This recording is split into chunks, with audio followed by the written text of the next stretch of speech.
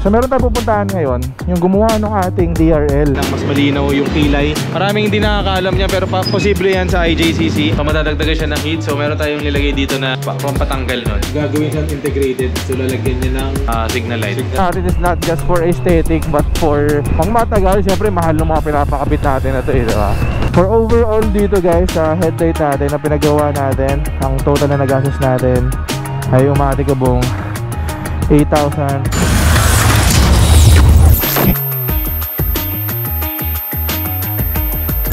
Ay pupuntahan tayong ikatutuwa nyo guys. Gamit pa rin natin ang ating ADV 160. Ang ating start ng wala ng preno. Ayan oh, start yan oh. Wala ng preno. Angas diba? So meron tayong pupuntahan ngayon, yung gumawa ng ating DRL sa IJCC sa Taguig kay Sir Ian. Ang gagawin dito technically, nakita nyo ba tong kilay na to? Ayan o, diba hindi siya pantay doon sa DRL na kulay? Ngayon ipapantay natin siya. So yung kilay na to magiging mas malakas. Kung ganun yung mga trip nyo, para sa inyo tong video na to. Kung makita mo, wala tayong backlight. So ang gagawin natin ngayon, mas papaangasin natin, talagyan natin ng backlight yan. Enough with the explanation. Samahan nyo na ako doon. O nakita nyo na kung saan ako nakatira dito sa Pasay. Ayan yung oo. Oy! Daming traffic. Actually it's 5:43 in the afternoon. Dapat ang appointment ko sa kanila is roughly mga 4 o'clock. Pina-interior detailing ko pa kasi yung Mitsubishi Adventure natin. Bali habulan lang tayo sa IJCC ngayon. Alam ko naman hanggang gabi sila. I'm not sure din kung sobrang daming tao right now doon. Punta na tayo doon para meron din kayo idea kung balak nyo magpalagay ng mga DRL sa mga ADV 160 nyo. Located siya sa Taguig. Alam ko na palabas ko naman na to sa videos natin sa YouTube and sa Facebook. Pero ito mag-video tayo ulit para may idea kayo ulit kung saan ang location ng IJCC. Tulad ng sabi ko dati, ang IJCC, sila Ian, mga electrical engineer sila. So when it comes to electrical wirings, yung mga basta anything about electrical sa motor mo, gamay na gamay nila yan. Sobrang bilis nila gumawa and pulidong pulido talaga. So di kayo mangangamba na, diba yung nangyari dito sa side mirror ni Madam. Grabe, ito nahampas ng rider. Usually ganun. Pogi ng chiding SLK 230. So later update ko kayo guys kung magkano aabutin natin sa ipapakabit pa natin dito sa ADV 160 natin.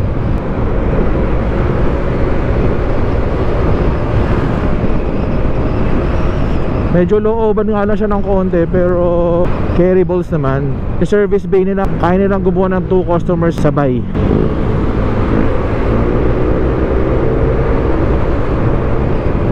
Actually sobrang tight na ng schedule natin right now. Ini-squeeze ko na lang yung schedule natin kasi di ba nga we're going to have yung North Loop natin ulit this coming Thursday.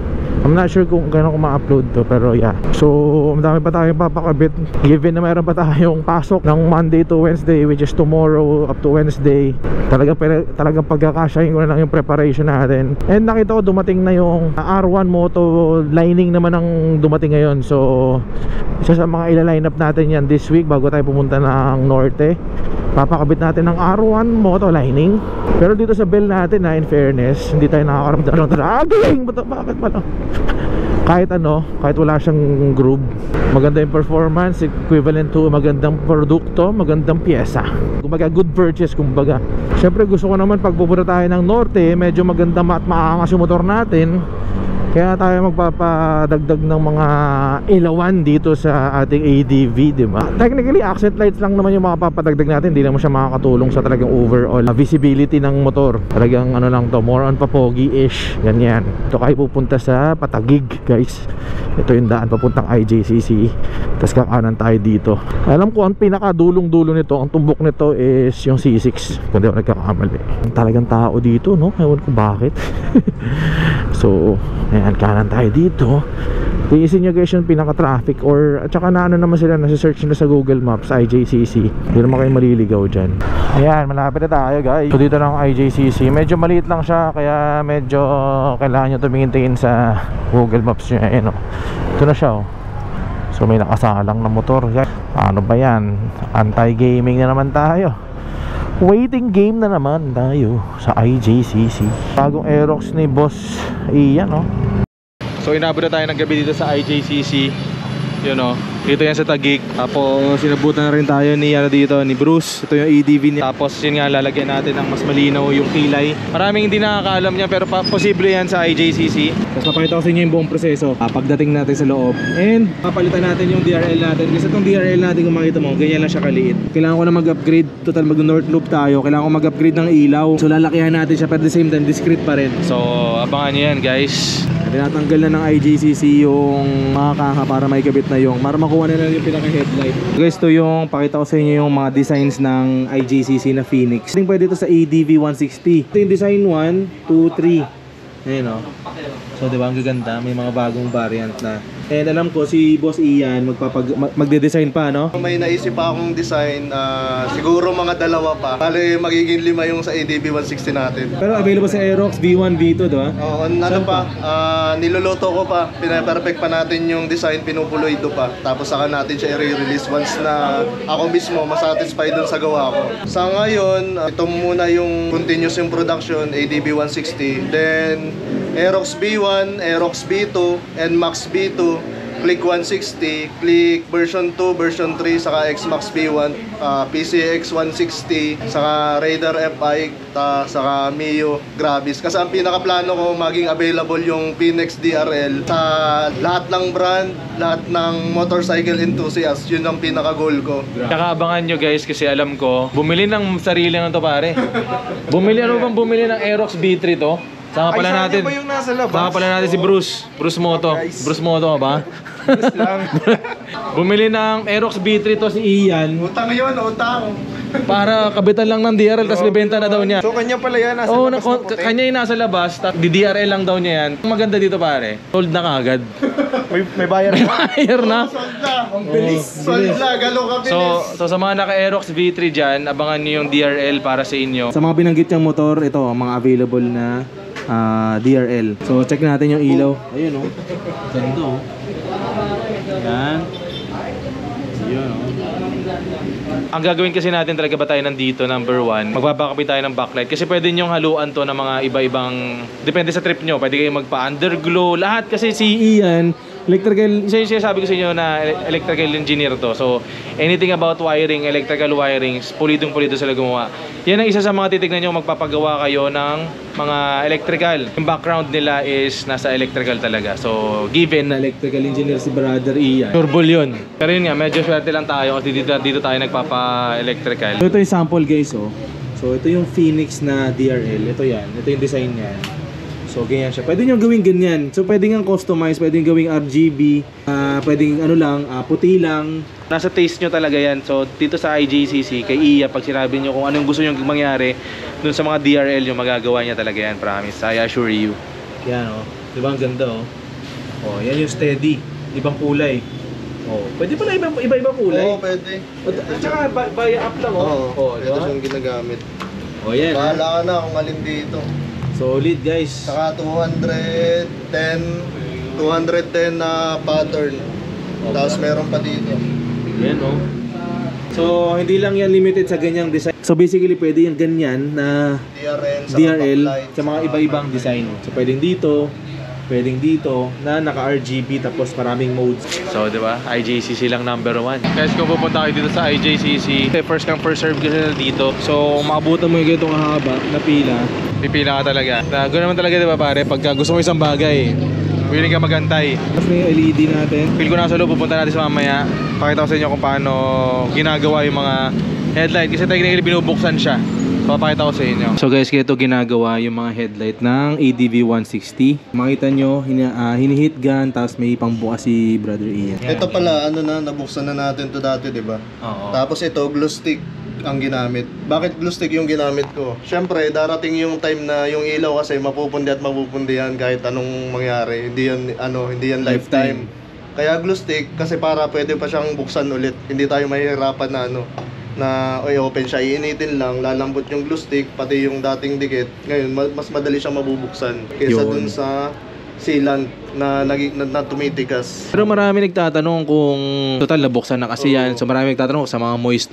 So anong gagawin natin doon? Ngayon, may ginawa akong improvement dun sa setup natin. Actually, ano to guys, secret recipe to ni Ian. Pero total, gusto daw niya i-share. I-share daw niya. Mamaya papakita namin kung ano yon. So, pero ganito siya magbaklas ng headlight ng EDV. Mamaya Ano yung papakita. mga kulay ng backlight na available? Ang available is white, blue, red, pink, amber, yellow, green, ice blue. Dami rin pala. Oh, marami. Sa tingin mo, anong babagay sa concept natin? Doon kasi sa babagay, depende talaga yun sa owner. Kasi sa kulay naman, iba't iba tayo ng gusto ng kulay. Pero kung gusto mo, halimbawa, blue, yun, pwede. Blue na lang siguro yung gamit natin. Pakabit natin tayo ng blue. Kasi pag puti, parang headlight lang yung dating, Oh. So, pakabit tayo ng blue. So, ito ilalagyan natin ng additional light or ewan ko anong gagawin ni dito. Lalaksan natin to. Papadagdagan natin ng ilaw para yung kilay natin mas maliwanag. Pantay siya dun sa DRL natin. Guys, ito yung isa sa mga bakit ko gusto talaga nagpapakabit dito sa IJCC. Nagpapa-electrical. Ito sila kapulido gumawa ng electrical. Yan. Ito yung mga indication na pag maayos mag-wiring yung shop. So, makita mo, kahit sobrang daming wire niyan, very organized. Okay? Tapos nakasil yung mga butas na ginawa. Mag-modify tayo, yes, kung talagang plano mo magpakabit ng ganito kasi mag-modify, magbubutas, nandun na lahat yon. Tanggapin na natin yon. Pero ang maganda kasi dito na may make sure nila sa'yo na hindi siya magiging-stock pa rin yung headlight mo. Nagandaan ako sa pagkaka-wiring. So yun, ginagamitan ng mga shrinkable tube, ginagamitan ng mga zip tie or cable tie. Di ba? Kung usik ang tao, Ang linis di ba?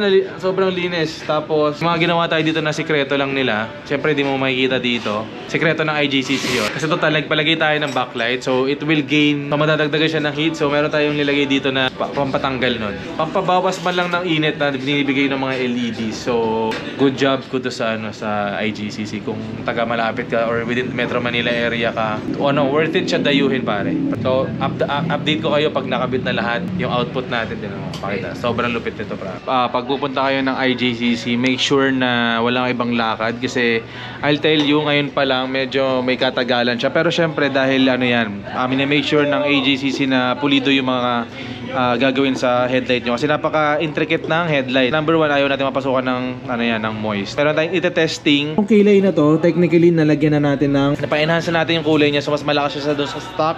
And nakabit na natin yung DRL ng Phoenix. Yan yung DRL ng Phoenix, guys. Tapos ang kagandahan sa Phoenix is marami siyang variant ng kulay. So pwede siyang amber, pwede siyang cool white, yung mga mas darker na blue, red, ang dami, pink. Ngayon titignan natin yung amber na DRL kung babagay siya dun sa white na kilay. Kahit ako sa inyo yung DRL na amber, sobrang ganda. Natotorn ako between kung DRL ko is white or the amber na DRL. So ito siya, guys, yung DRL na amber. Guys, ito yung white on amber. Malaki na yung kilay, mas makakintab na siya. Tapos on amber DRL na Phoenix. What do you think, guys? Ang bagay din, no? Tingin mo yan. Kaso yung backlight kasi natin is blue. So baka magmukhang na siya, flag na ng Pilipinas. So check natin kasama yung backlight. Tapos doon tayo mag-decide kung mag-amber tayo. So ito yung blue na backlight on amber DRL. Maganda pero parang di ako fan ng tricolor. Pero maganda siya, guys. So comment ka na lang kung ikaw yung unang gagawa nito. Pero maganda siya, promise. Maganda siya.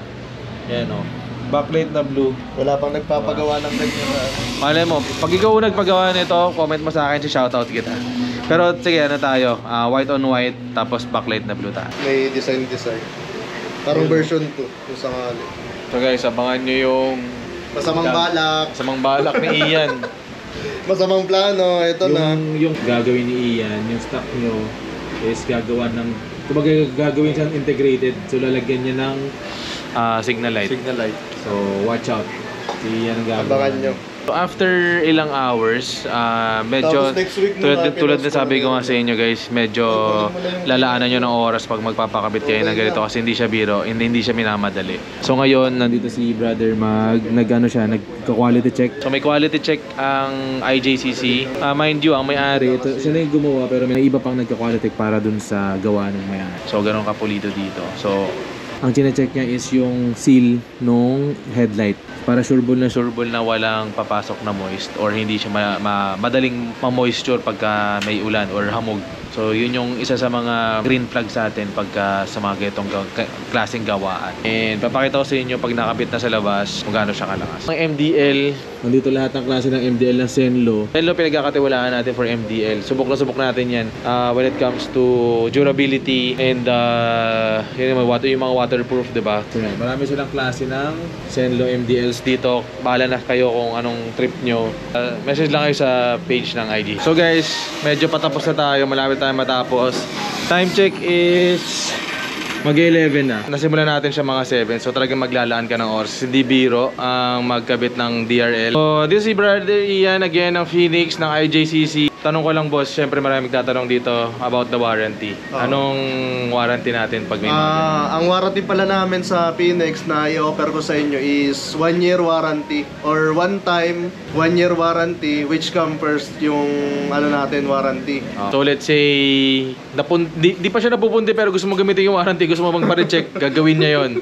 Tsaka yung 1 year warranty is great indication siya, kamix na tiwala sila sa produkto nila. So kung nakita mo yung video na to at pumunta ka dito sa IJCC, sabihin mo lang na napanood mo to, si brother na bahala sa inyo. Okay? Thank you bro ha. Thank you sa pulidong gawa. So pero wala akong masabi sa gawa ng IJCC. Sunod na project. May Yan. sunod pa kami project. Abangan nyo. Correct, may mga susunod pa tayong project. So kung meron dyan nakakapanood na may mga shop tapos interesado sila dun sa product ko, wag kayong mahiyang mag-message dun sa page. Yun. Bibigyan ko kayo ng magandang deal. Win-win parehas. Win-win parehas. Win-win. Ayun mga susuportahan natin. Basta yung pagkabit, gusto ko ay quality din.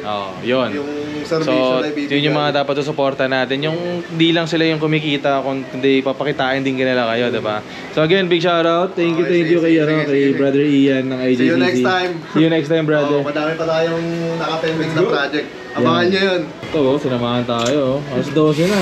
Natambay pa guys. Nakakaya na kay Alex. Alright guys, time check 11:15. Dito pa rin tayo sa IJCC pero pasipat na tayo. Again, big shoutout kay Brother Ian, IJCC Electrical Services for itong mga pinaggagawa natin, itong pinaganda natin na headlight. Tambay tayo sa Dunkin. Later papakita ko sa inyo yung mga modes. May mga modes yan, daming switches para meron tayong palit tayo ng MDL na mas malaki na siya para mas malakas. Yan pa rin. Very minimalist pa rin yung dating pero mas malakas lalo na kasi mag-north loop tayo. And walang walang sabit yan sa fork.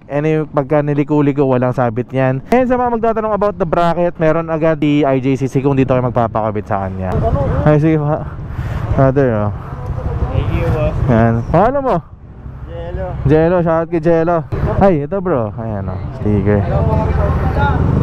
Ito, bigyan ito ng may pangalan. Ayan. Ayan. Bro. Thank you bro, thank you. Alright. Uwi na tayo pero di pa tayo pa uwi. Ito, lakas ng MDL niya So kasama natin si Bruce. Pakita ka Bruce. Yan Yan yung Bruce concept. Circuit concept na ADB na tropa. So nagpalit na rin tayo ng MDL. Kung makita nyo guys, na to. Nalimutan ko yung model pero basically mas malaki yung bulb niya compared do sa dati. Ito yung low niya, ito yung high niya. Yan. Medyo maliwanag lang dito guys, kaya medyo baka din yung ma-appreciate. Pero maliwanag siya sobra.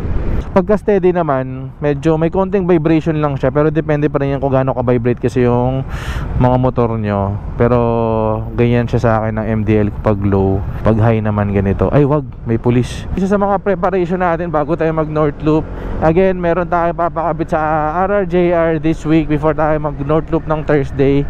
Papakabit natin yung bagong labas na R1 Moto na clutch lining or yung clutch house assembly. Yun, papakabit na natin yun. Tapos tingnan natin kung makapagpakabit din tayo ng mga more upgrades pa na makakatulong sa atin sa North Loop na yun. Kasi 5 days yung magiging North Loop natin guys. Abangan nyo kami dyan sa mga bayan nyo sa taas. So technically dadaan tayo ng Isabela, Tuguegarao, Apari, Pugudpod. Yan, dyan yung mga dadaan natin. Saud, La Union, Vigan. Boss, pogi ng ADB mo. Later guys, pag napakita ko sa inyo yung mga modes, sabihin ko kung magkano inaabot natin or paano, kung plano nyo magpakabit mo, magpapogi ng ganyang headlight para sa mga motor nyo, and especially kung ADV user ka. Sabihin ko later kung magkano ang nagastos natin sa IJCC.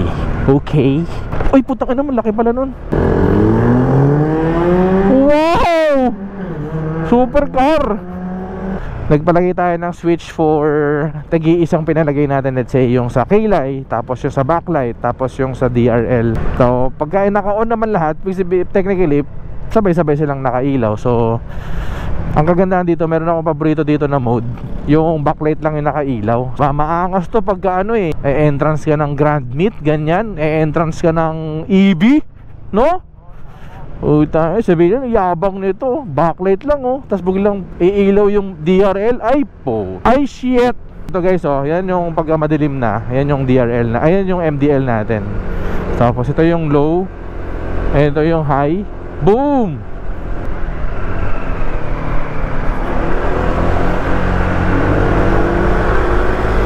Grabe ka Manila, nakakasilaw. Ayun diba lakas, diba?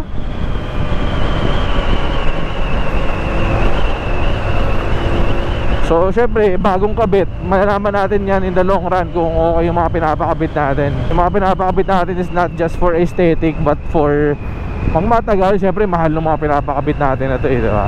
Meron tayo katiwala sa IJCC and sobrang dun ako naami sa IJCC. Ang linis na mag-wiring, given the fact nga kasi na electrical engineering sila. At the same time, pagka gumagawa sila ng mga electrical guys, alam mo kahit nakapikit kaya na naggawin, sobrang confident nila gumalaw. Yun yung indication ng maayos yung electrician. Yung kahit naka-poker face siya, alam niyo yung ginagawa niya. Kasi may mga switch pa, may mga additional pa na mga relay na diba? Sa sobrang dami nun, puti, wala na, yun yung mga tipong di na natin talaga kayang gawin. Ipapaubayan na lang din talaga natin sa mga expert na tulad ng IJCC. Sobrang highly recommended ko ang IJCC when it comes to electrical services, kaya talagang solid sila. Alrighty, Didi, likod ka Bruce. Pati yung kilay, damay, ganda. So guys, bago natin end yung video, pakita ko sa inyo yung modes ng ADV 160 natin sa headlight. So ito yung mode na mas makintab yung kilay, tapos naka-backlight. So ito yung pag nakapatay yung kilay. So pag nakapatay yung backlight, ganito naman siya. So ito back to stock to. Tapos may mode din tayo na tanggal din yung headlight, kilay lang. Tapos syempre meron tayong mode na DRL lang. Pero pwede natin yan pag sabay-sabay yung kilay, headlight, backlight. Mas makintab yung sumabay na yung kulay ng DRL natin dun sa kilay. Tapos meron tayong backlight na blue. So ayan yung mga modes niya guys. For overall dito guys, sa headlight natin na pinagawa natin, ang total na nagastos natin ay umatikabong 8,450. So if you guys are interested, message nyo lang si IJCC. I'll end the video here. Maraming salamat sa pagsama sa akin. So kung gusto mo ng katulad ng mga ganitong content, follow mo na yung page natin para sa mga more budol, more upgrades. So dito na yung video guys. Maraming salamat. Until to our next video. Peace out and babush. On side, you could meet me on side.